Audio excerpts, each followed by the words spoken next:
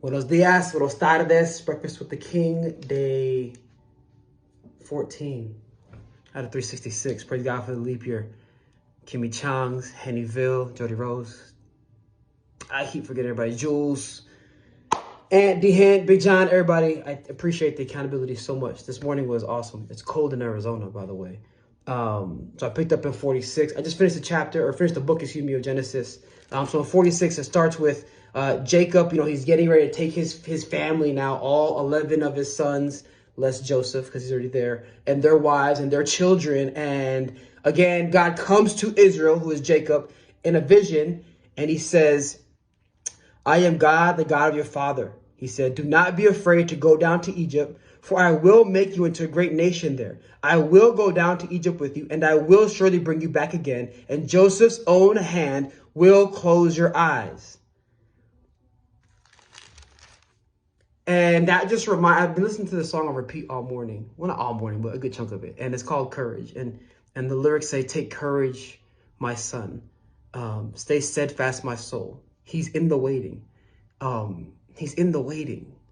He's in the waiting. He being God is in the waiting. He's there with us when we're waiting. The entire book, right?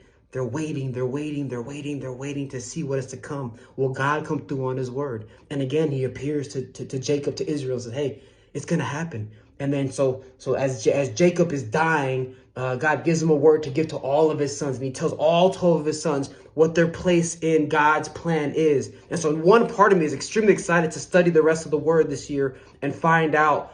It's just from a different lens to look back at the promise or the prophetic word that God gave Jacob and to see how each of the tribes of Israel fulfilled that word. Some of them are not that good and some of them are great, but how they fulfilled the word because God said it would happen.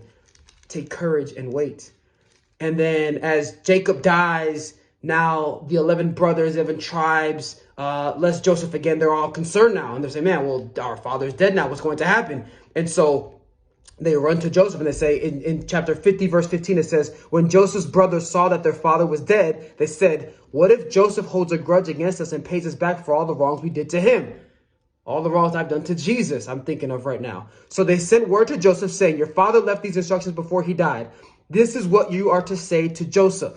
I ask you to forgive your brothers the sins and the wrongs they committed in treating you so badly. Now, please forgive the sins of the servants of the God of your father. When the message came to him, Joseph wept. And it just reminded me of, again, right? Once again, this all kind of walks us to Jesus, right? It reminds me of the foreshadowing of what's to come, of how in the midst of it all, he forgave us. He forgives us. He forgives me. In the midst of all of my wrongdoing to him, he forgives me constantly and over and over and over again. And the same love that Joseph shows to his brothers, the unconditional love that it says he just stopped and cried, because I can imagine his heart was like, oh man, I hold nothing against you all.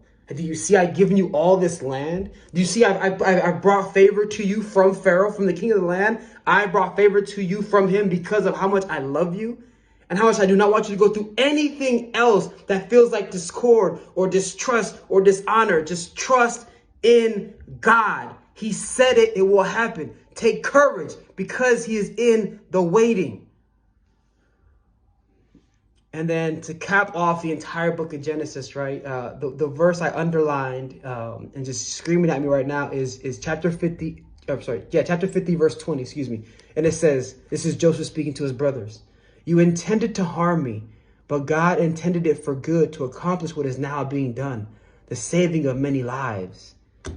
And I know Joseph had no idea that meant the saving of many lives, that they're all down the path, the genealogy to get to Jesus. But even that, but with that there, I should say, not set aside, I'm also thinking again of that word, right? Take courage. He's in the waiting. He's in the waiting. Even when it looks as if those who intend to do me harm or things that happen that seem harmful to me, you pick it, right? It happens every day. There is so much more to be accomplished by our Father. The mere fact that I get to read the word in a sense of awe and wonder and not questioning if it's real or not, that's a gift that God gave me that gives me courage to hold on. And so this morning, I am so grateful for that. I'm so grateful for that. And again, I thank you all for holding me accountable this year. This has been dope, man. It's been really, really dope. So, Breakfast with the King, day 14 out of 366. Praise God for the leap year. We're doing a year in a day. Love y'all. God bless.